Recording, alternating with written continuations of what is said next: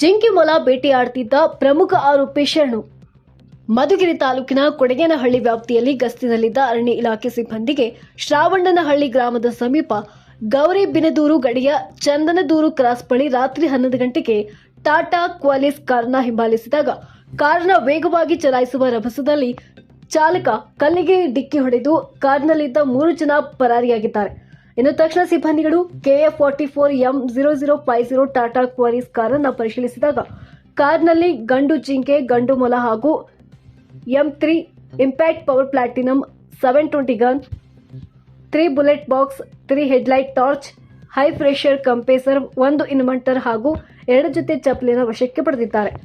ವನ್ಯಜೀವಿಗಳನ್ನು ಮಾಂಸಕ್ಕಾಗಿ ಮಾರಾಟ ಮಾಡುವ ದೊಡ್ಡ ಜಾಲವೇ ಜಿಂಕೆಗಳ ಹತ್ಯೆ ಹಿಂದಿರುವ ಶಂಕೆಯಿಂದ ಪ್ರಕರಣವಾಗಿ ಗಂಭೀರವಾಗಿ ಕೈಗೆತ್ತಿಕೊಂಡ ಅರಣ್ಯ ಇಲಾಖೆ ಅಧಿಕಾರಿಗಳು ವಿಶೇಷ ತಂಡ ರಚಿಸಿ ಆರೋಪಿಯ ಸ್ಥಳ ಪತ್ತೆ ಮಾಡಿ ಹುಡುಕಾಟ ನಡೆಸುತ್ತಿದ್ದಾಗ ಬೆಂಗಳೂರು ಮೂಲದ ಸಾದರನಹಳ್ಳಿ ಅಂಚೆ ನವರತ್ನ ಅಗ್ರಹಾರ ಗ್ರಾಮದ ಸಂದೀಪ್ ಬಿನ್ ರಾಜಣ್ಣ ಎಂಬ ಪ್ರಮುಖ ಆರೋಪಿಯು ವಕೀಲರ ಜೊತೆ ಬಂದು ಶರಣಾಗಿದ್ದಾನೆ. ಆರೋಪಿಯನ್ನು ಅರಣ್ಯ ಇಲಾಖೆ ಅಧಿಕಾರಿಗಳು ನ್ಯಾಯಾಂಗ ಬಂಧನಕ್ಕೆ ಒಪ್ಪಿಸಿದ್ದಾರೆ.